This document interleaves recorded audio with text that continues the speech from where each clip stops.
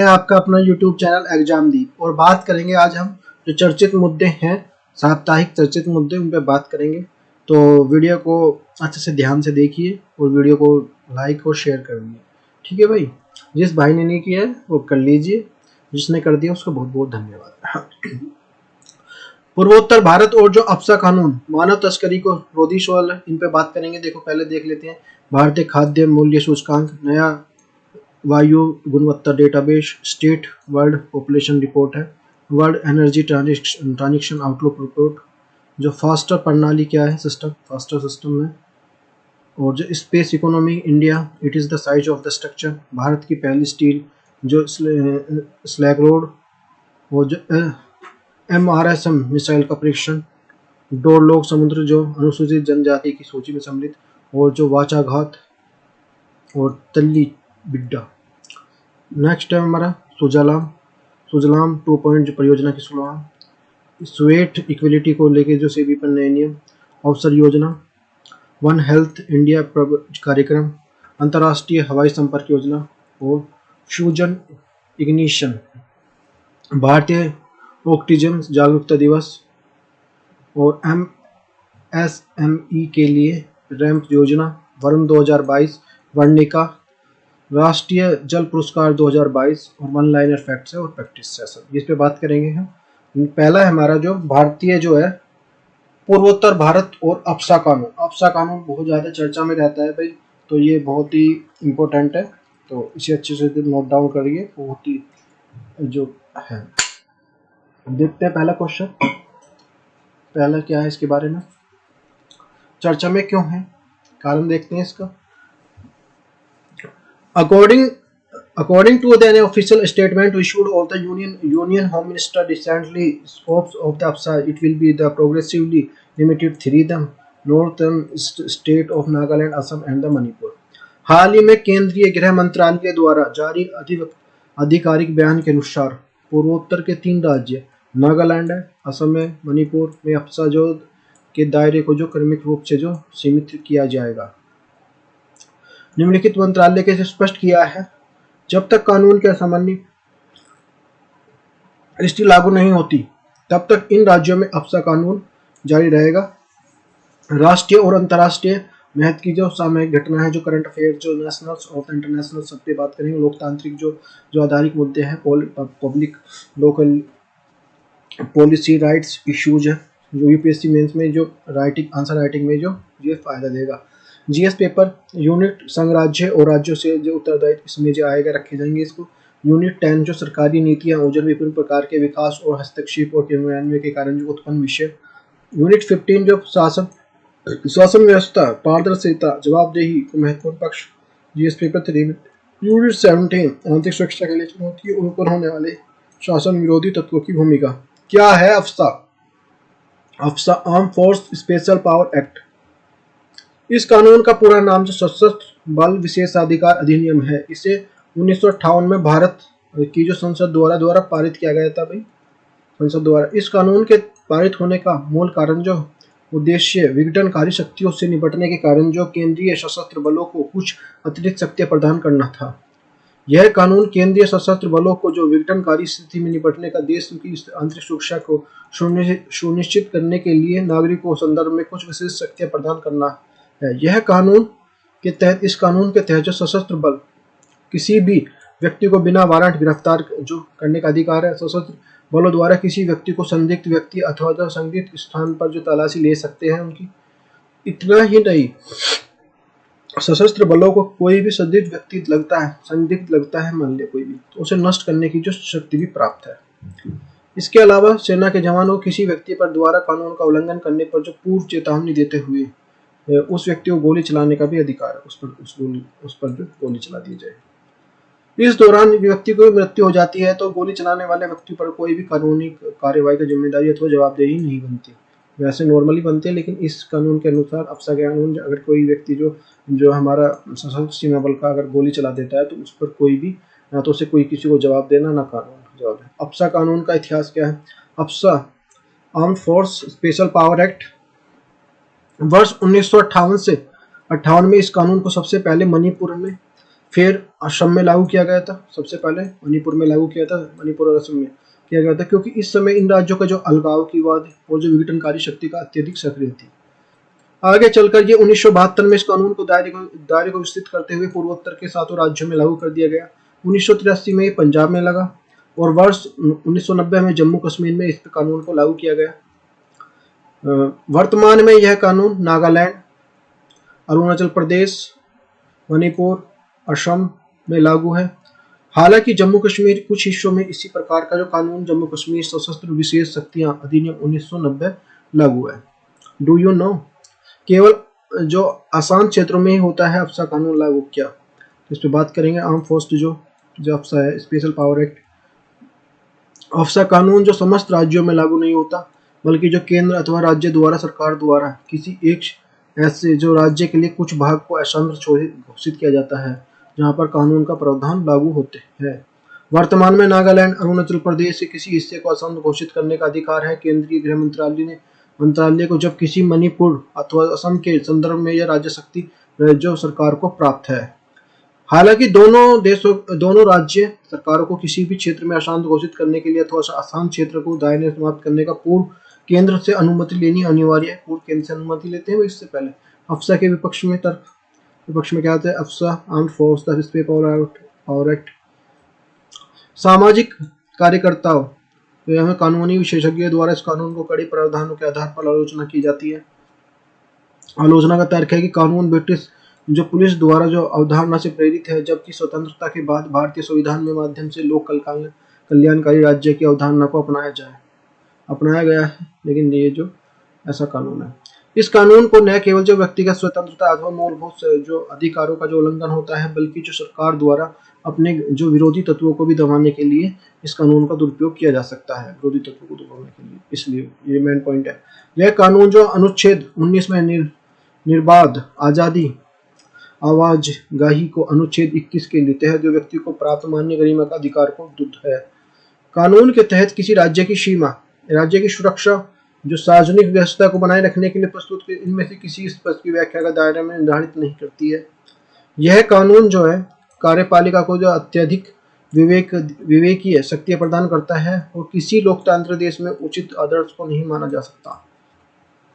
हालांकि यह कानून मूलतः जो राज्य की सुरक्षा और जो लोक व्यवस्था के प्रमुख उद्देश्य की हिरासत में लेने के आधार पर स्वीकार किया गया है, किंतु जब वह कानून अथवा धार्मिक उन्माद किसी जाति अथवा धर्म विशेष की दुष्प्रचार करने और जो कार्यों को सम्मिलित किया जाए तो जो स्पष्ट परिभाषा नहीं दी गई है।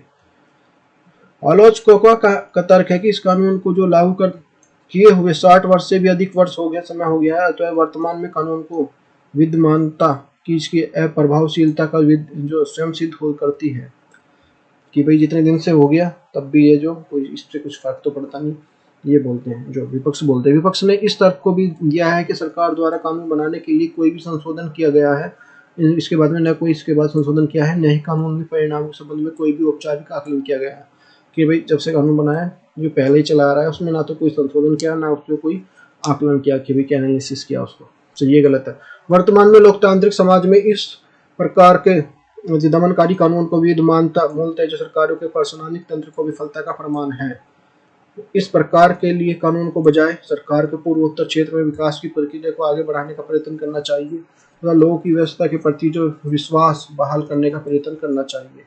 यह तर्क भी दिया जाता है कि पूर्वोत्तर में इस प्रकार के जो कानून का निरंतरता विद्यमानता स्थानीय लोगों के प्रति शेष जो भारत में जो संदर्भ में विभेदीकरण एवं जो संकीर्ण मानसिकता को बढ़ावा देती है, जिसे राष्ट्रीय एकता और अखंडता के प्रसंग में जो उचित नहीं माना जा सकता। क्यों है विवादों में रहा अफसा? मणिपुर में नवंबर 2000 में 10 लोगों को सैन्य बलों गोली मार दी थी। इसके खिलाफ जो इरोम शर्मिला ने 16 साल तक जो भूख हड़ताल की थी। जुलाई 2004 में जो थंगजाम मनोरम की कथित तौर पर जो रेप करके हत्या कर दी गई, इसके खिलाफ जो 30 महिलाओं की जो प्रदर्शन किया था। अब ये भी तो है कि हर चीज़ के पॉजिटिव भी होते हैं फैक्ट, वो होते हैं जो पॉजिटिव होती है और नेगेटिव होती है। अफसा के तर्क में जो दिया गया केंद्र सरकार ने क्या दिया है, अफसा आर्म फोर्स पावर एक्ट अफसा के लिए केंद्र सरकार के तक क्या केंद्र सरकार के द्वारा अफसा कानून को सीधे रहने के पीछे जो मूल तारक है जारी रखने के लिए पीछे जो तर्क दिया है, जो रीजन दिया है, व्यवस्था राज्य की आंतरिक सुरक्षा का दिया जाता है। राज्य की आंतरिक सुरक्षा को बोला जाता है। सरकार के द्वारा पूर्वोत्तर के राज्यों में जम्मू कश्मीर में इस प्रकार की विघटनकारी प्रवृत्तियां और जो विद्यमान है, जो राज्य की जो आंतरिक सुरक्षा की चुनौतियां उत्पन्न कर सकती है, इस कानून को मूल उद्देश्य से इस प्रकार विखंडनकारी तत्वों को निपटाना है। यह कानून आपराधिक प्रवृत्ति के लोगों को जो भय की उत्पन्न करता है, जबकि जो साधारण जनता के लिए एक सकारात्मक कदम पर है। ये जो गवर्नमेंट कह रही है, इस पे जो पक्ष जो है, इस कानून के पक्ष में जो तर्क दिया जाता है कि भारतीय संविधान में स्वयं लोक व्यवस्था, सदाचार, संपूर्णता एवं राज्य की सुरक्षा हेतु आधार पर मूल अधिकारों की सीमित के लिए शक्ति का राज्य को प्रदान करता है। व्यक्ति को अनुच्छेद 32 और अनुच्छेद 226 के तहत जो प्रत्यक्षीकरण रीट के जरिए प्रति आवेदन करने का मूल अधिकार बना रहता है। यदि समक्ष न्यायालय कानून से अनुचित पाया जाता है तो व्यक्ति को रिहाई अथवा आदेश पर पारित कर दिया जाता है। यदि कोई इस कानून के सशस्त्र बलों को व्यापक शक्तियां प्राप्त है, कोई भी इसका कानूनी प्रयोग विशेष संवेदनशील परिस्थितियों कठोरता निपटने के लिए प्रस्तुत किया जाता है। यह अत्यंत दुर्लभ और परिस्थितियों में अपवाद स्वरूप जो इन क्षेत्रों में शक्ति प्राप्त किया गया है कि भाई जब हमारे पास कुछ ऑप्शन ही नहीं बचते तो हम इसको दे रहे हैं। नहीं कि भाई जो हमारी जो सुरक्षा होती है ना राज्य का मतलब पूरे देश से रिलेटेड है, तो उस पर जो उससे ऊपर नहीं हो सकती, तो इसलिए हम इसको फोर्स के लिए जो स्पेशल पावर दी जाती है। सरकार द्वारा यह तर्क दिया जाता है कानून के तहत व्यक्ति की तलाशी अवश्य ली जाती है, किंतु उसके साथ किसी भी अपराधी जैसा व्यवहार नहीं किया जाता कि भाई हम बस तलाशी लेते हैं, उसके जैसे अपराधी जैसा व्यवहार नहीं करते। इसके अलावा पूर्वोत्तर भारत के आपराधिक तत्वों को निपटाने के लिए शांति स्थापित करने के लिए कानून में उल्लेखनीय भूमिका रही है। यदि इस कानून को पूर्णतः जो वापस ले लिया जाए तो न केवल जो कानून के घोषित लक्ष्यों को पूर्ति हो सकेगी और न कि जो पूर्वोत्तर भारत में जो शांति स्थापना की जो मार्ग प्रशस्त हो सकेगा। एक पक्ष यह है कि इस कानून को सकारात्मक प्रभाव से संभवतः मूल संभावना को आधारित है, जिससे कि कानून को सकारात्मक व्यवहारिक और जो परिणामों की अपेक्षा की जाती है। यह क्या अफसा कानून को समाप्त कर देना चाहिए, अभी ये भी इस पे बात करेंगे। अफसा कानून को मूलतः जो सकारात्मक दृष्टिकोण से राज्य की सुरक्षा जैसे महत्वपूर्ण मुद्दे से जुड़े हुए हैं, चूंकि जो पूर्वोत्तर के राज्य की इस प्रकृति अभी भी जो भारत के अन्य राज्यों की तुलना में विशिष्ट और जो संवेदनशील है, अतः इस राज्य से जुड़े कानून की यहाँ पे आवश्यकता है। किंतु इसके साथ ही सरकार को यह भी ध्यान रखने की आवश्यकता है कि कानून का प्रयोग विघटनकारी तत्वों के विरुद्ध ही होना चाहिए, ताकि आम नागरिक को स्वतंत्र सुनिश्चित कर सके कि भाई ऐसा नहीं आम नागरिक को इस पर डर लगे। साथ ही इस कानून का प्रयोग अत्यंत विशिष्ट और परिस्थितियों में विचार विमर्श करने के बाद किया जाना चाहिए, ताकि कानून का अधिकतम सकारात्मक लाभ प्राप्त किया जा सके। इस संदर्भ में सरकार द्वारा यह एक उच्च स्तरीय कानून व्यवस्था समिति का गठन किया जा सकता है, जो कानून को अधिक प्रशासनिक बनाने के लिए उपयुक्त सुझाव और सुधारों की रूपरेखा के लिए कर सकती है। वस्तुतः इस कानून का समाप्त करना जो उपेक्ष संदेह और तो समाधान नहीं है, बल्कि जो कानून के उचित कार्यान्वयन प्रश्नकाल बिंदु है। इस दृष्टि से ध्यान में रखते हुए उत्तरदायित्वपूर्ण तरीके से इस कानून को कार्यान्वयन सुनिश्चित किया जाना चाहिए। विश्लेषण AFSPA arm force special power act क्या कहता है? उपयुक्त विश्लेषण के जो स्पष्ट होता है कि यदि जो अफसा कानून को पारित करने के लिए सरकार का दृष्टिकोण सकारात्मक एवं आदर्शवादी है, पूर्वोत्तर राज्य के लिए संवेदनशील प्रकृति और विगत वर्षों में जो विघटनकारी शक्तियों का बढ़ते प्रभाव को कानूनी रूप से प्रासंगिकता और जो महत्व को साबित है, किंतु इसके बावजूद यह तथ्य जो माना नहीं जा सकता कि यह कानून जो कार्यपालिका और अत्यधिक जो विवेकीय शक्तियां प्रदान करता है, जिससे कानून को दुरुपयोग की संभावना उत्पन्न हो जाती है। विशेषकर भारत जैसे विशालतम लोकतांत्रिक देशों के लिए 20वीं सदी के युग में उत्तरार्ध और जो वर्तमान परिस्थितियों में जो अंतर करते हुए इस कानून के लिए नई सिरे से प्रावधान करने की आवश्यकता है। इससे न केवल जो कानून के संदर्भ में राज्य सुरक्षा और जो लोक व्यवस्था बनाए रखने में मदद मिलेगी, साथ ही विघटनकारी तत्वों को जो कठोरता और निपटने के लिए नागरिक अधिकारों एवं स्वतंत्रता को सुनिश्चित करने के लिए मार्ग पर प्रशस्त किया जाएगा। इस संदेह कानून को बड़े एवं अधिक कठोर नागरिक अधिकारों को सीमित करने की जो क्षमता रखता है। यह कानून इस तरह के कानून को लोक कल्याणकारी परिप्रेक्ष्य के जो पुनः प्रदर्शित करने की आवश्यकता है, ताकि कानून के लिए अत्यधिक सकारात्मक प्राप्त किया जा सके। लेटेस्ट प्रैक्टिस देखते हैं नेक्स्ट क्या है। मानव तस्करी तस्करी रोधी सेल, ये क्या मानव तस्करी रोधी सेल है? चर्चा में क्यों है भैया? हाल ही में राष्ट्रीय महिला आयोग ने मानव तस्करी सेल जो रोधी सेल लॉन्च किया है भैया। इसमें जो इसका उद्देश्य है मानव तस्करी से रोधी कानून को परिवर्तन करने वाले अधिकारियों के बीच में जागरूकता बढ़ाना और उनकी जो क्षमता निर्माण की वृद्धि करना है। राष्ट्रीय अंतर्राष्ट्रीय जो संस्थाएं घटना और जो सामाजिक विकास के लिए जो इसमें रखे गए पैसे मिलेंगे, ये होगा सामाजिक सशक्तिकरण केंद्रीय और राज्य द्वारा जनसंख्या अति संवेदनशील वर्गों के लिए कल्याणकारी योजना, समावेशी विकास, इसमें आएगा। ये पेपर 1 2 3 में से कवर करेगा। ये बिंदु इसके जो इंपॉर्टेंट्स हैं। इस सेल में जो अंतर्राष्ट्रीय, क्षेत्रीय, राज्य और जिला स्तर की जो पुलिस अधिकारियों और जो अभियोजकों के लिए मानव तस्करी मुकाबला करने के लिए संवेदनशील प्रशिक्षण और जो कार्यशालाओं का जो आयोजन किया जाएगा। यह सेल निगरानी और जो तंत्र को सुधार करेगी, मानव तस्करी से रोकथाम, पीड़ितों को पुनर्वास के लिए अपनाया जा सके और उपायों के लिए संबंध में सरकारी एजेंसियों को प्रोत्साहित किया जा सके। मानव तस्करी को बचाए रखने के लोगों के लिए जीवन जो बेहतर जीवन और जो पूर्ण व्यवस्थापन के लिए आवश्यकता आधारित प्रशिक्षण प्रदान करने के लिए क्षमता निर्माण कार्यक्रम भी आयोजित करेगी। मानव तस्करी, ह्यूमन ट्रैफिकिंग, तो ये क्या है? जो मानव तस्करी का ऐसा अपराध है जिसमें लोगों को जो शोषण के लिए जो खरीदा या बेचा जा सकता है। संयुक्त राष्ट्र संघ द्वारा जो दिए गए परिभाषा के अनुसार जो धमकाने, डराने, जबरदस्ती, दोषपूर्ण कोई भी कार्य करने या व्यक्ति के एक साथ दूसरे के साथ ले जाने के लिए बंधक बनाए जाने के लिए जो तस्करी रूप में जो वर्गीकृत किया गया है। संयुक्त राष्ट्र संघ मादक पदार्थों अपराध द्वारा कार्यालय द्वारा किसी तस्करी को रिपोर्ट, वैश्विक report, global report on the trafficking in the persons के अनुसार महिला तो मानव तस्करी में सर्वाधिक पीड़ित है। इससे जो अधिकांश तस्करी यौन शोषण के लिए की जाती है। मानव तस्करी के लिए कारण क्या है? Stop of the human trafficking, गरीबी, अशिक्षा, बंधुआ मजदूरी, व्यापार, जो क्षेत्रीय लैंगिक असंतुलन, मानव नगरों में घरेलू कामों के लिए लड़कों की तस्करी, चाइल्ड जो पोर्नोग्राफी के लिए बच्चों की तस्करी, जो ये सारी चीजें देख बता दी है। और तस्करी के निपटने के कारण क्या है? वर्ष 2000 जो पार्लियामेंट प्रोटोकॉल अपनाया पार्लियामेंट लोग, यह जो तस्करी से निपटने के लिए अंतर्राष्ट्रीय प्रयास है। ब्लू हॉर्ट अभियान के अनुसार संयुक्त राष्ट्र द्वारा तो एक अंतर्राष्ट्रीय तस्करी रोधी कार्यक्रम है। भारतीय संविधान के अनुसार 23 और जो अनैतिक व्यापार रोकथाम अधिनियम 1956 के तहत भारतीय तस्करी प्रतिबंध है। अनैतिक व्यापार और जो अधिनियम 1956 व्यापारिक यौन शोषण के लिए मानव तस्करी को निर्धारित करता है। अंधा मजदूरी प्रणाली उन्मूलन अधिनियम 1976, किशोर न्याय अधिनियम के माध्यम से बंधुआ जबरन और जो श्रम प्रतिबंध किया गया है। भारतीय दंड संहिता धारा 336 ए के और 337 ए में नाबालिग अपहरण और जो वृत्ति पर रोक लगाती है।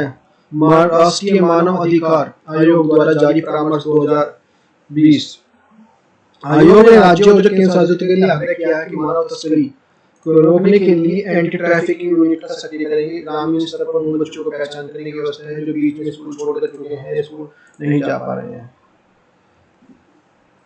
सरकार द्वारा तस्करी रोकने के लिए एक नीति तैयार करे जो प्रभावित बच्चों को जो बचाव और जो समाज से सुनिश्चित करे। सरकार मनरेगा योजनाओं के माध्यम से जो आजीविका अवसर प्रदान करने के लिए पर्याप्त कदम उठाए।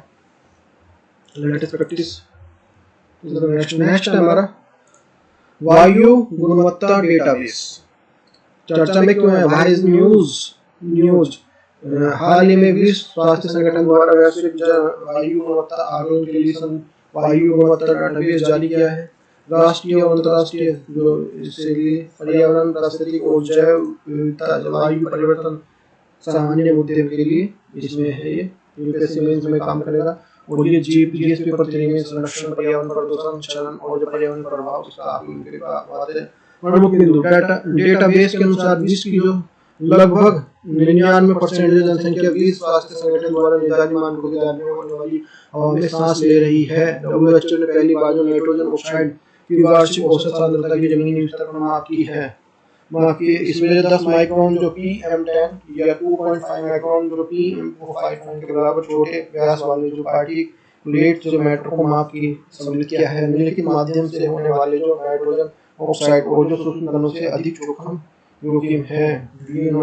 वर्ष 2021 में विश्व स्वास्थ्य संगठन के नए वैश्विक गुणवत्ता निर्देश जारी किए गए हैं। इस निर्देशों के अनुसार WHO ने प्रदूषकों के अनुशासित स्तर को जो कम से कम कर दिया हो, जिस मानव स्वास्थ्य के लिए सुरक्षित माना जा सकता है। यह वर्ष 2005 के बाद जो विश्व स्वास्थ्य संगठन को पहला डेटा अपडेट है। इस दिशा निर्देश का लक्ष्य सभी के लिए जो अनुशासित वायु गुणवत्ता को प्राप्त करना है। WHO के नए निर्देश के अनुसार जो 6 प्रदूषकों के लिए वायु गुणवत्ता के स्तर को अनुशंसा करते हैं, जिसके कारण स्वास्थ्य सबसे अधिक जोखिम उत्पन्न होता है। 6 प्रदूषकों में जो पार्टिकुलेट जो मैटर है PM 2.5, ओजोन 10 जो है हमारा ozone, O3, nitrogen oxide NO2, sulphur dioxide SO2, carbon monoxide CO भी शामिल है। विश्व स्वास्थ्य संगठन 2000 के बाद जो पहली वायु जनगणना जो वायु गुणवत्ता से जो संबंधित निर्देश जारी गए हैं, जो ये देख सकते हैं इसमें जो रिपोर्ट और जो टाइम और 2005 लेवल और ये न्यू लेवल में कितना है। पर्टिकुलर मैटर है PM 2.5 एनुअल 10 अब ये कम है। जो हमारा 24 आवर्स में ये 25 ये 15 कम है। PM पे पर्टिकुलर पे एनुअल 20 15 है। ये जो 50 ये 45 है यहाँ पे। ओजोन 3 जो पीक सीजन में था ही नहीं, अब 60 है। जो 8 आवर में 100 था, अब 100 है। नाइट्रोजन ऑक्साइड एनुअल 40 और ये 10 यहाँ पे 25 देख सकते हैं। हालांकि WHO ने माना है कि 90% से ज्यादा आबादी में क्षेत्रों में रहती है जहाँ पर 2000 के प्रदूषण के मान को पूरा नहीं करते हैं।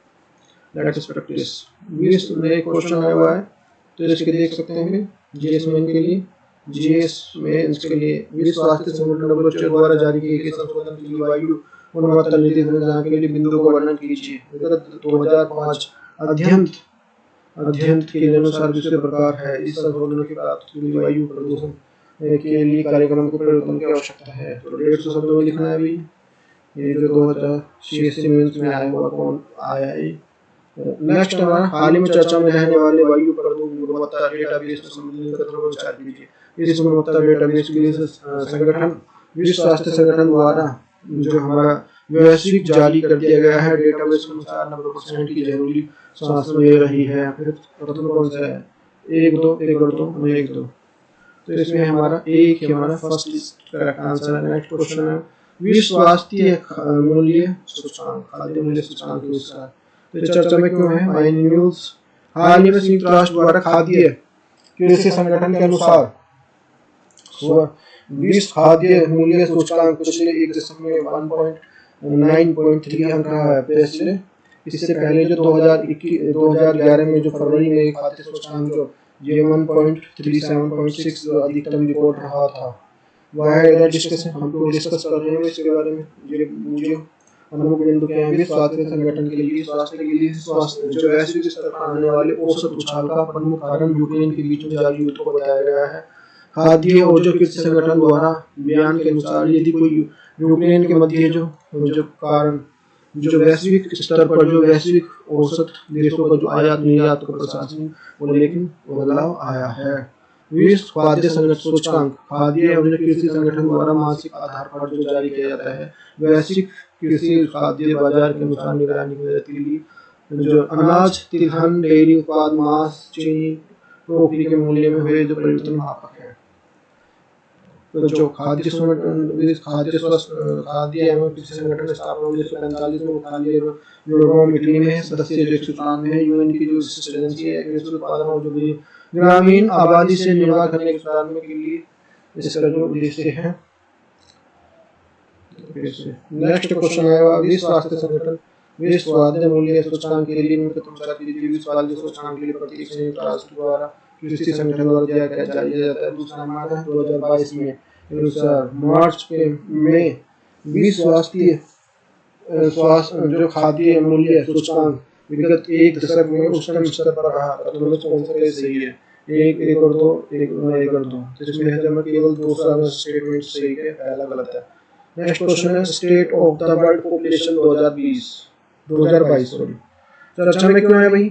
हाँ पे यूनाइटेड नेशंस पॉपुलेशन फंड द्वारा स्टेट वर्ल्ड पॉपुलेशन 2020 की जो 22 की रिपोर्ट जारी की है, इस रिपोर्ट के अनुसार औपचारिक नाम जो seeing the unseen, the case for the action in the neglected crisis of the unintended pregnancy है। क्यों है भाई ये रिपोर्ट की 2015-2019 के बीच में वैश्विक स्तर पर 121 मिलियन जो अनपेक्षित गर्भधारण किए हैं, वैश्विक स्तर पर जो 257 मिलियन जो महिलाओं ने गर्भस्राव से बचना चाहती हैं, गर्मी में सुरक्षित जो उपयोग नहीं कर रही हैं, ये जो लगभग जो 1/4 महिलाओं को अनैच्छिक में उनके लिहाज के लिए मजबूर किया जाता है और यौन क्रिया के दौरान उनसे हिंसा का अभाव होने वाली महिलाओं को गर्भ निरोध का उपयोग 53% कम है। सहमति से यौन संबंध से गर्भधारण की तुलना में बलात्कार से संबंधित गर्भधारण के रूप में अधिक होने की संभावना है। 10% से अधिक जो अनपेक्षित गर्भधारण के कारण 30% गर्भधारण वाला समाप्त किया जाता है। विश्व स्तर पर होने वाले गर्भपात में 45% असुरक्षित है। विकासशील देशों में अकेले इलाज की लागत में असुरक्षित गर्भपात प्रति वर्ष जो अनुमानित जो 553 मिलियन अमेरिकी डॉलर खर्च आता है। मानवीय आपात स्थिति में यूक्रेन और जो युद्ध की स्थिति के कारण जो महिलाओं को गर्भनिरोधक उपाय में प्रतिबंधित हो रही है, यह महिलाओं द्वारा यौन हिंसा का जो अनुभव किया जा रहा है। 20% से अधिक शरणार्थी महिला लोगों को यौन हिंसा का जो सामना करना पड़ता है। संयुक्त राष्ट्र जो जनसंख्या कोष संयुक्त राष्ट्र महासभा द्वारा अंग है, एक सहायक अंग है। 1967 में ट्रस्ट फंड के स्थापित किया गया। 1987 में तौर पर जो राष्ट्रीय जनसंख्या कोष का नाम दिया गया। उद्देश्य जो स्वास्थ्य संबंधी विकास सतत लक्ष्य, शिक्षा संबंधी लक्ष्य 4 और जो लिंग समानता के लिए 5 के लिए कार्य करता है। ये सस्टेनेबल गोल जो 17 हमारे सस्टेनेबल गोल है, ये हमारे पूरा करने का। State of the world population 2022 के अनुसार कितना विचार कीजिए। इस रिपोर्ट के अनुसार संयुक्त राष्ट्र की जो SI का यूनाइटेड नेशंस पॉपुलेशन फंड द्वारा जारी किया जाता है। दूसरा हमारा यह रिपोर्ट केवल महिलाओं से संबंधित मुद्दे और जो समस्या और चुनौतियों के बहुआयामी आकलन करता है। तो इनमें से कौन सा ठीक है? केवल एक, केवल दो, एक और दो। इसमें से हमारा सी इज द करेक्ट आंसर, एक और दो। World energy transition output law, यह आलमी रिन्यूएबल एनर्जी एजेंसी द्वारा एनर्जी ट्रांजिशन आउटलुक 2022 को लॉन्च किया गया है। उद्देश्य इसका ऑब्जेक्टिव है हमारा world energy transition output law जो प्रौद्योगिकी के आधार पर जो उन प्राथमिकता क्षेत्रों को कार्य निर्धारित करता है जिन्हें 2030 तक प्राप्त किया जाता है। 2030 तक जो अक्षय ऊर्जा वैश्विक ऊर्जा को परिवर्तन 3 गुना हो जाएगा। साथ ही कोल पावर की तरह से परिवर्तन करना होगा। जीवाश्म ईंधन तेल के चरणबद्ध तरीके से जो समाप्त करना और जो बुनियादी ढांचे को जो उन्नत करना है। विद्युतीकरण और जो हरित हाइड्रोजन और नवीकरणीय ऊर्जा के लिए माध्यम से किए गए साधनों के लिए डिकार्बोनेशन के केंद्र पर जो ले जाएगा।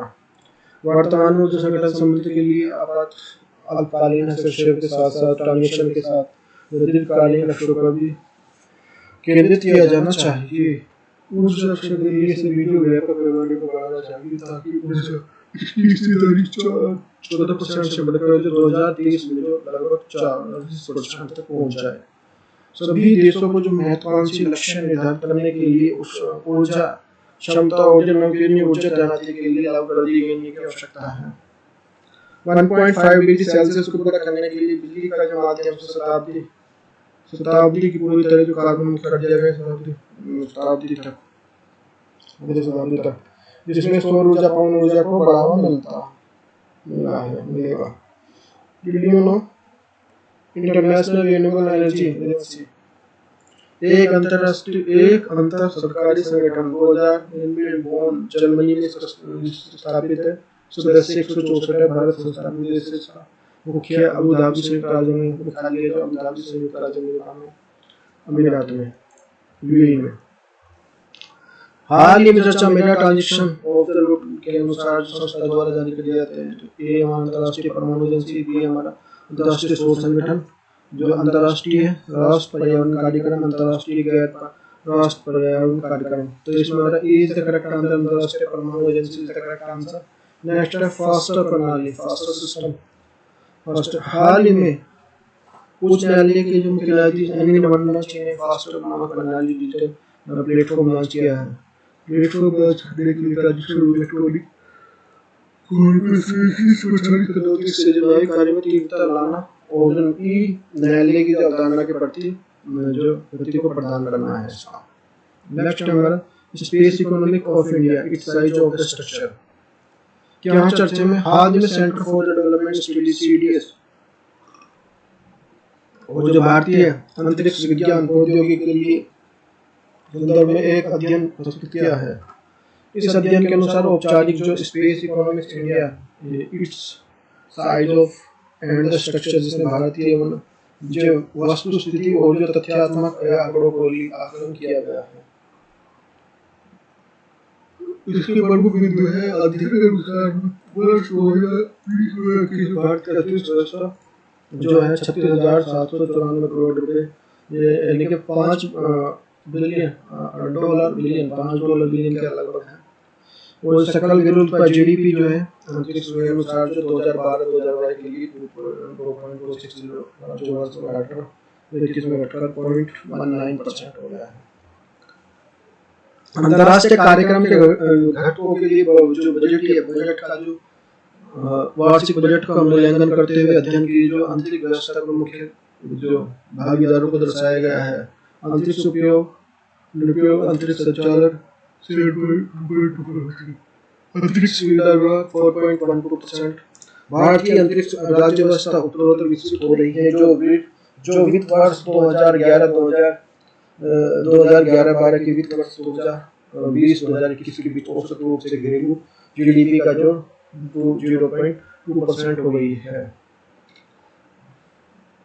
अध्ययन में पाया गया है कि घरेलू प्रतिशत के रूप में अंतर्राष्ट्रीय बजट 2000 से 1 की तुलना में 0.09 घटकर जो वर्ष 2011-12 में जो 0.5% हो गया, जो लगभग उसी स्तर पर बना हुआ है। GDP के संबंध में भारत का जो अंतरिक्ष चीन, जर्मनी, इटली, जापान के अत्यधिक और इससे अमेरिका की रूप में कम है। नेक्स्ट है भारत और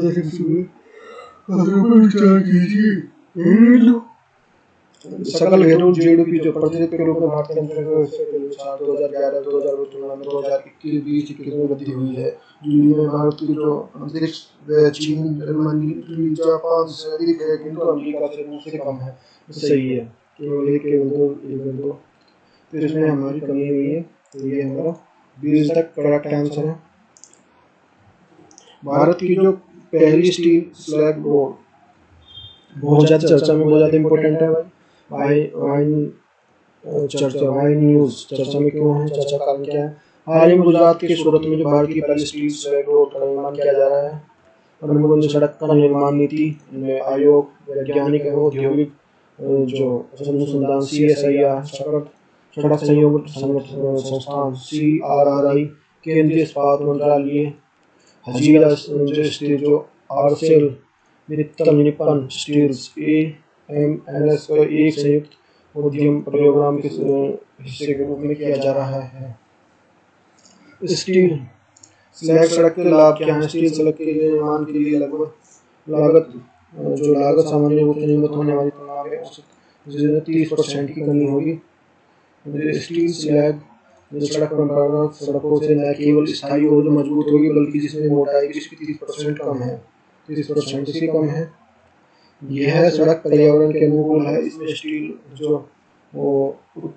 उद्योगों से निकलने वाले अपशिष्ट को उचित प्रबंधन सुनिश्चित किया गया है। उल्लेखनीय है कि स्टील उद्योग के लिए एक औसत 20 मिलियन टन अपशिष्ट निकलता है, जो जिसका प्रबंधन करना एक चुनौतीपूर्ण कार्य है। साथ ही सरकार ने 2030 और 2030 तक 300 मिलियन टन स्टील का उत्पादन करने का जो लक्ष्य रखा है। इसमें लगभग जो 50 मिलियन टन अतिरिक्त जो अपशिष्ट उत्पन्न होने से कारण की संभावना है, जिसमें स्टील स्लैग नई सड़क जो परियोजना के माध्यम से सरलता से इसका प्रबंधन किया जा सकता है। इसके अलावा एक प्रकार की परियोजना सड़क निर्माण परियोजना के उत्पन्न होने वाले हरित गृह गैस ऑक्सीजन के लिए कार्बन फुटप्रिंट को भी नियंत्रित करने के लिए यह सहायक सिद्ध हो सकती है। यह परियोजना सतत लक्ष्य 9 के अनुरूप है, जिसमें जो समावेशी सतत औद्योगिकरण एवं हरित औद्योगिकरण के माध्यम से जो आधारभूत संरचना का लक्ष्य निर्धारित किया गया है। तो देखो ये हमारे सस्टेनेबल गोल SDG गोल है तो ये हमारे 17 हैं 2030 तक हमें अचीव करने हैं। नेक्स्ट है हमारा MRSM मिसाइल का समर्पण सफल परीक्षण चर्चा में क्यों है। हाल ही में रक्षा अनुसंधान DRDO ने उड़ीसा के दूरी सतत मार करने वाली MRSM का जो recently defence research development organisation successfully tested the 5 medium range the surface to surface air missiles Chandipur in Orissa में जो MRSM जो मिसाइल हवा से हवा में मार करने वाले सतह से हवा में मार करने वाली है। ये कनस्टर श्रेणी का मिसाइल है। DRDO द्वारा एयर स्पेस इंडस्ट्री द्वारा जारी किए विकसित रूप है। अधिकतम इसकी जो गति है 2 मैक ध्वनि गति से दोगुनी होती है। मारक क्षमता जो है तो इसकी 70 किलोमीटर है। मल्टी फंक्शन रडार है जो मोबाइल लॉन्चर सिस्टम से युक्त है। व्हाट इज द नेक्स्ट वाचाघात किसका विकार क्या है भैया। जो हाल ही में हॉलीवुड के अभिनेता ब्रूस विलियम्स ने वाचाघात से जो पीड़ित होने का संन्यास ले लिया है, जिसकी बीमारी चर्चा में है। वाचाघात यह एक मस्तिष्क संबंधी बीमारी है जिस व्यक्ति को संचार क्षमता प्रभावित होती है। इस बीमारी से व्यक्ति को पढ़ने लिखने और साथ साथ भाषा के माध्यम से किसी को अपने संचार करने में क्षमता खो देता है तथा इस बीमारी के कारण कोई स्थायी इलाज नहीं खोजा जा सका है। वस्तुतः इस बीमारी से व्यक्ति को जो मानसिक वह हिस्सा प्रभावित होता है जिसके माध्यम से भाषा समझने में मदद करती है। इस बीमारी के कारण जो सिर में भारी चोट लगने और जो ब्रेन ट्यूमर है इसके जो कारण है। What is the next dialogue समुदाय अनुसूचित जनजाति की सूची में शामिल। डोरलोग है डोरलोग समुदाय अनुसूचित जनजाति में शामिल। चर्चा में क्यों है। वाइन न्यूज हाल ही में संसद द्वारा पारित अधिनियम के माध्यम से त्रिपुरा के डोरलोग समुदाय को जनजाति को सम्मिलित किया गया है।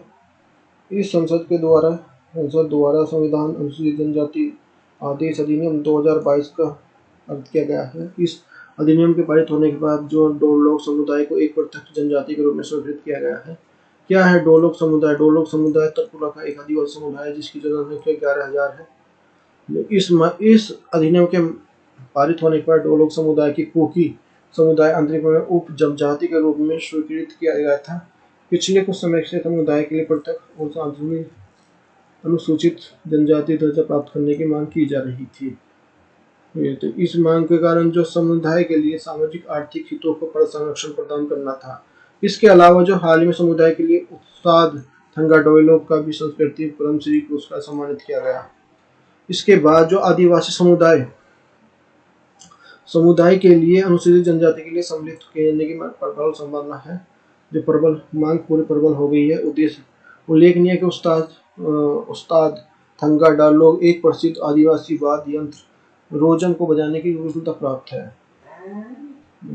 त्रिपुरा की जो 30% जनसंख्या आदिवासी है। राज्य में 70% भौगोलिक स्तर पर निवास करती है। त्रिपुरा रियांग जमातिया नोतिया और जो उच्चाई चकमा मोंग लूसाई कुकी हलाम मुंडा ओरंग संथाल जैसी भूटिया जो चैमल गारो खासिया लेपचा सम्मिलित है इसमें। डिड यू नो तल्ली बिड्डा हाल ही में चर्चा में क्यों है भैया। आंध्र प्रदेश के सरकारी अस्पताल में प्रसव से होने वाली महिलाओं को परिवहन सुविधा देने तल्ली बिड्डा एक्सप्रेस को प्रारंभ किया गया है। तल्ली बिड्डा जो वाहन के माध्यम से गर्भवती महिलाओं को माताओं को शिशु को निःशुल्क परिवहन सुविधा प्रदान की जाएगी। यह जो वाहन जो सुरक्षित तक उसको पहुंचा सके। What is the next Sujalam 2.0 परियोजना। सुजलाम चर्चा में क्यों है। हाल ही में केंद्रीय जल शक्ति मंत्रालय द्वारा राष्ट्रव्यापी सुजलाम 2.0 परियोजना शुरू की गई है। जो सुजलाम 1.0 अगस्त 2021 में स्टार्ट की गई थी। केंद्रीय जल शक्ति मंत्रालय द्वारा स्टार्ट की गई थी। 100 दिवसीय अभियान है। उद्देश्य भारत में सभी देशों के लिए अपशिष्ट जल प्रबंधन के माध्यम से जो खुले में शौच मुक्त जो plus open defecation free ODF जो प्लस जो गाँव का निर्माण करना है। सुजलाम 2.0 2022 तक जो अभियान को नए होकर एक परियोजना है जो जो जन सहभागिता के बजाय वो सरकार के वित्त द्वारा पोषित एक क्रियान्वित है। उद्देश्य जो ग्रे वाटर का पुनर्निर्माण उपयोग करना, जो clean water, grey water, black water, distilling walls of the purified water, जो सिटी वाटर, जो रेन वाटर इसमें आता है, जो it is the water the without the toxins of the chemicals and the और द एक्सटर्मिनेंट। ये जिसमें क्या जो contaminated water of the toxic chemical, इसमें जो इस तरह से होते ब्लैक में होते हैं। ग्रे वाटर घरों और जो कार्यालयों में ग्रे वाटर को अपशिष्ट जल छोड़कर जो ग्रे वाटर कहते हैं। ग्रे वाटर को स्रोतों को सिंक, वर्षा, स्नान मशीन, जो वॉशिंग मशीन, डिश वॉश आदि से निकलने के लिए अपशिष्ट में सम्मिलित किया जा सकता है। इसमें जो कार्बनिक अणु जो उपस्थित होते हैं इसका शोधन भी किया जा सकता है। ग्रामीण भारत द्वारा जो प्रतिदिन 31,000 मिलियन टन ग्रे वाटर छोड़ा जाता है। ये अनुपयोगी जल के रूप में पूरे देश में अनुग्रहित करने के लिए निपटाने पर्याप्त है। ऑस्ट्रेलियन ग्रे वाटर 100% का उपयोग किया जाता है।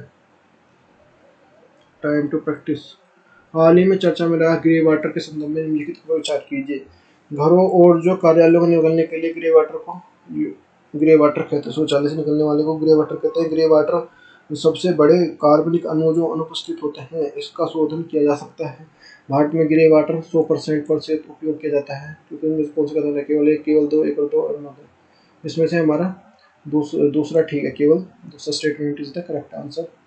नेक्स्ट इक्विटी से लेकर सेबी के नए नियम चर्चा में क्यों है। वाइन न्यूज हाई में सेबी के लिए इशू ऑफ द इक्विटी विनियम 2000 के तहत इक्विटी को लेकर नए नियम जारी कर दिए गए। उल्लेखनीय के नियम के अनुसार पिछले वर्ष जारी किया गया था किंतु कोरोना महामारी के कारण कुछ नियमों तक इन्हें स्थगित कर दिया गया था।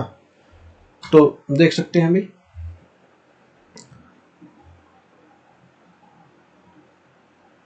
कर दिया गया था। इस स्वेटी इक्विटी जो शेयर कंपनी में कर्मचारियों के लिए डायरेक्टर्स के रियायती मूल्य पर जो निःशुल्क और जो अपनेत किए जाते हैं उन्हें स्वेटी शेयर कहते हैं। यह नियम क्या है। जो सूचीबद्ध श्रेणी कंपनी द्वारा जारी करने वाले स्वेटी इक्विटी शेयरों में अधिकतम जो 25% में जो सीमा मौजूद जो पेड़ अब जो इक्विटी के लिए पूंजी के 25% निर्धारित की गई है। कंपनियों को अब तक जो कर्मचारी को शेयर आधारित जो कर्मचारी आदान प्रदान करने की सुविधा अनुमति होती थी जो विशेष रूप से जो कंपनी उसके द्वारा की जाने वाली सहायक कंपनी को सहयोगी कंपनी के लिए काम करती थी। न्यूनतम अवधि और जो लॉक इन अवधि 1 वर्ष के लिए आवश्यकता को समाप्त कर दिया गया है। नए नियम के अनुसार सूचीबद्ध कंपनियों पर लागू होंगे। जो अवसर योजना चर्चा में क्यों है। हाल ही में भारतीय विमानपत्तन जो प्राधिकरण के लिए और हवाई अड्डे के लिए स्वयं को सहायता समूह के लिए उत्पादन को बढ़ावा देने के लिए अवसर नामक परियोजना स्टार्ट की गई है। प्रमुख बिंदु क्या क्या की पॉइंट क्या क्या है इस योजना के लिए। विभिन्न प्रकार के लिए भागों में स्वयं सहायता समूह द्वारा जो निर्मित खाद्य और जो हस्तशिल्प उद्योगों को जो सुनिश्चित किया जाएगा। इस योजना का उद्देश्य न होकर जो स्वयं को सहायता समूह में आर्थिक परिस्थिति को मजबूत करना जो बल्कि जो स्वास्थ्य के जो उत्पादनों के अंतर्राष्ट्रीय स्तर पर इस पहचान को भी प्रदान करना है। इस योजना के तहत जो प्राधिकरण द्वारा प्रचलित की गई जो हवाई अड्डे पर 200 वर्ग फीट की जो क्षेत्रीय निर्धारित किया गया है। स्वयं सहायता समूह के लिए बारी बारी से जो 15 दिनों में अवधि के लिए स्थान पर निःशुल्क आवंटित किया जाएगा। स्वयं सहायता समूह के लिए स्वयं जो चयन के लिए निम्नलिखित कदमों पर गुणवत्ता और विशिष्ट आधारों पर किया जाएगा।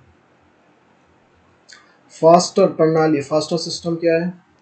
चर्चा में क्यों है। हाल ही में जो केंद्रीय मत्स्य पालन, पशुपालन और जो केंद्रीय जो डेयरी मंत्रालय द्वारा पशुओं के सुधार एवं पायलट परियोजना के रूप में वन हेल्थ कार्यक्रम लॉन्च किया गया है।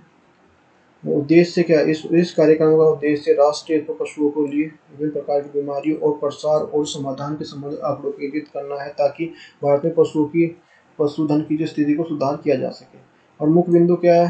हालांकि यह योजना मूलतः पशुओं पर केंद्रित है किंतु उसको मानवीय स्वास्थ्य के पक्ष में इसको ध्यान में रखा गया है क्योंकि इस बीमारी के लिए पशुओं की जो मानवीय प्रसारित होती है। इसके साथ जो दुग्ध उत्पादनों का जो गुणवत्ता को जो मानवीय सुधार को प्रभावित करती है। अंतर्राष्ट्रीय हवाई संपर्क योजना क्या है, चर्चा में क्यों है? हाल ही में केंद्रीय नागरिक उड्डयन मंत्रालय द्वारा अंतर्राष्ट्रीय हवाई संपर्क योजना प्रारंभ की गई है। उल्लेखनीय है कि यह योजना मूलतः उड़ान योजना का ही एक जो भाग व पूरक है। उद्देश्य क्या है? इस योजना के अनुसार भारत के राज्यों में विशेष रूप से जो पूर्वोत्तर में अंतर्राष्ट्रीय गंतव्यों तक पहुंचाने के लिए हवाई संपर्क में तेजी लाना है। प्रमुख बिंदु है यह पे योजना सरकार द्वारा निर्मित कथित समर्पित है और क्योंकि सरकार के राज्यों द्वारा अपने ही राज्यों के भीतर में उपस्थित चिंतित किया जाएगा जिन्हें अंतर्राष्ट्रीय कनेक्टिविटी प्रदान करनी है। उड़ान योजना जो क्षेत्रीय विमान बाजार के लिए विकास विकसित करने के लिए न्यूमेसी कदम है। 2016 में केंद्रीय नगर विमान द्वारा मंत्रालय द्वारा जारी मुख्य उद्देश्य जो क्षेत्रीय एयर कनेक्टिविटी वैश्विक स्तर पर अपनी तरह की योजना है जो ग्रामीण मार्गों पर सस्ती और लाभप्रद उड़ानों को बढ़ावा देती है। यह आम आदमी जो वाहन कीमत पर हवाई यात्रा कर सके। योजना के तहत जो विमान के लिए उपलब्ध कुल सीटों में आधी यानी कि 50% श्रेणियों के लिए प्रति घंटा 500 किलोमीटर की यात्रा उड़ान करने के लिए अधिकतम 2500 रुपये का किराया वसूला जाता है। इससे एयरलाइंस को होने वाले नुकसान की भरपाई के लिए सरकार द्वारा की जाती है। योजना के लिए जिन हवाई अड्डों का और उड़ान का योजना शुरू की जाएगा उनका चयन सरकार के परामर्श पर किया जाता है। Time to practice. उड़ान योजना के संबंध में निम्नलिखित पर विचार कीजिए। उड़ान योजना वर्ष 2019 में नागरिक उड्डयन मंत्रालय के द्वारा क्षेत्रीय कनेक्टिविटी योजना का लॉन्च किया गया है। योजना का जो उद्देश्य क्षेत्रीय किफायती और जो कार्य लाभदायक उड़ानों के लिए शुरुआत करना है कि सस्ती की जा सके। इसमें कौन सा सही है? केवल एक, केवल दो, एक दो। इसमें से हमारा सी इज द करेक्ट आंसर। एक और दो इसमें सही है। फ्यूजन इग्निशंस जो हाल ही में चर्चा में क्यों है? संयुक्त राज्य अमेरिका जो वैज्ञानिकों ने फ्यूजन इग्निशन का जो सफल परीक्षण किया है यह है नाभिकीय संयोजन के लिए स्वच्छ ऊर्जा के लिए विकास में एक महत्वपूर्ण उपलब्धि के लिए स्वीकार किया जा रहा है। फ्यूजन्स ये कंप्रेशन इंटीग्रेशंस और बर्निंग इस तरह से देख सकते हैं।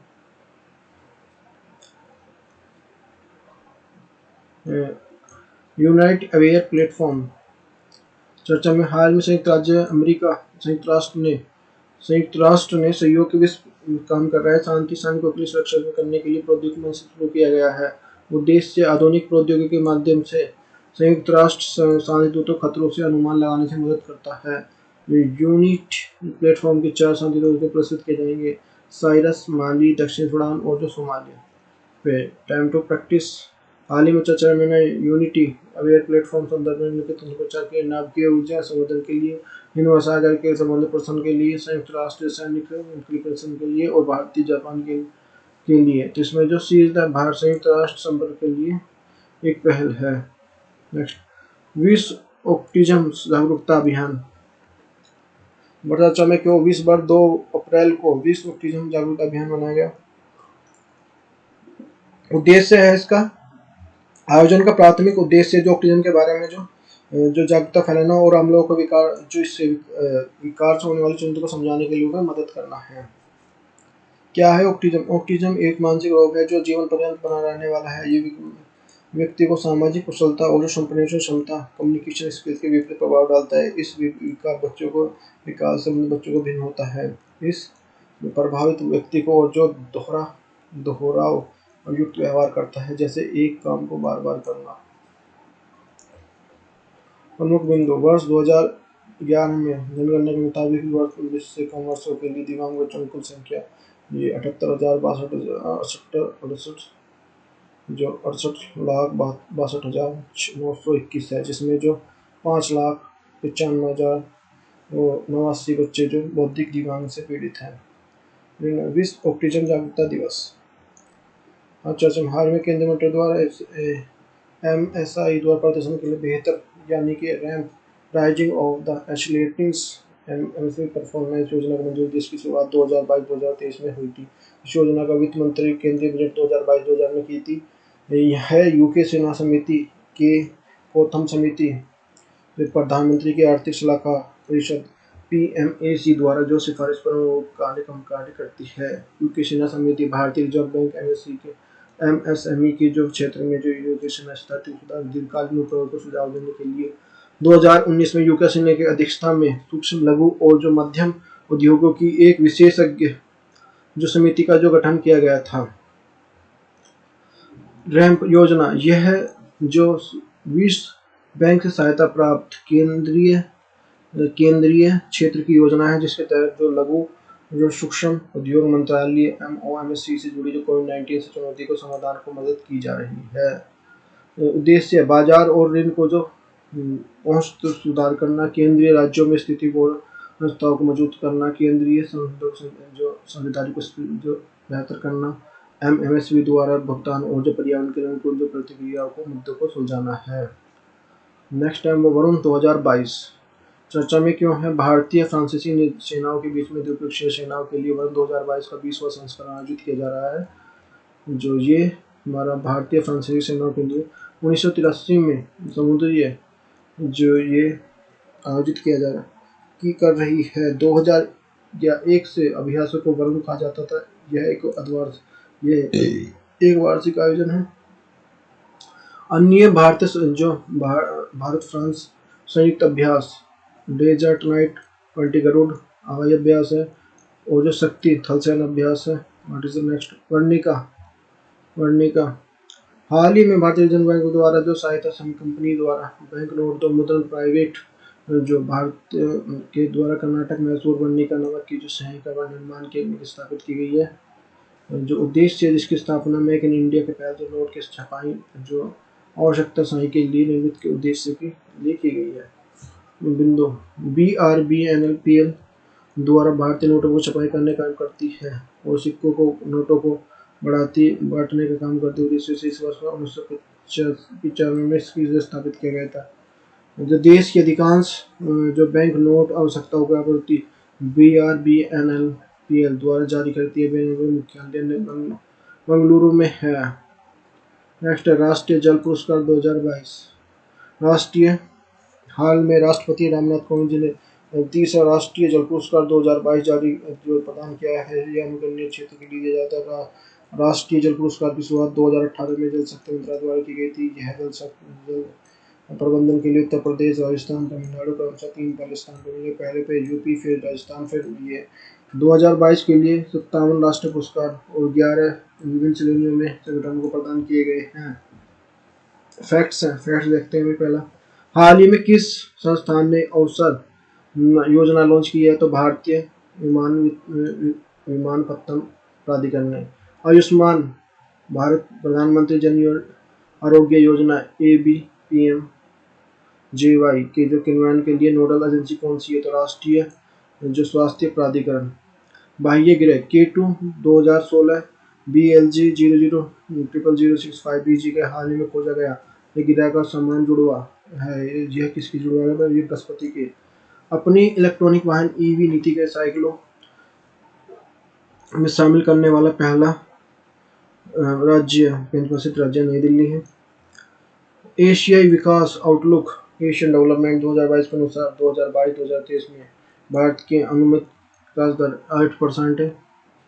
और जो ऊर्जा, पर्यावरण, जल शक्ति हालिया अध्ययन के अनुसार जो हालिया अध्ययन किया है उसमें जो किस जंगल को आग लगने की घटनाओं सबसे अधिक है। तो मिजोरम में सबसे ज्यादा लगी है। किस राज्य में पायलट प्रोजेक्ट के रूप में जो वन हेल्थ फ्रेमवर्क शुरू किया गया। तो उत्तराखंड में शुरू किया गया है। 2022 में विश्व स्वास्थ्य दिवस के लिए 7 देश की theme our planet our health. किस देश ने हाइड्रोजन जलाकर ग्रीन स्टील को उत्पादन करने के लिए पायलट प्रोजेक्ट योजित किया है। तो स्वीडन ने। किस जो विश्व स्वास्थ्य संगठन के वायु गुणवत्ता डेटाबेस के अनुसार अपडेट के अनुसार दुनिया का पहले कितना प्रतिशत अवस्था हवा में सांस लेता है। तो 99%। प्रकृति जिसे हाल में लॉन्च किया गया था, जिसे हाल ही में जागरूकता पैदा करने के लिए शुभंकर मॉस्को प्लास्टिक प्रदूषण। किस स्वास्थ्य संगठन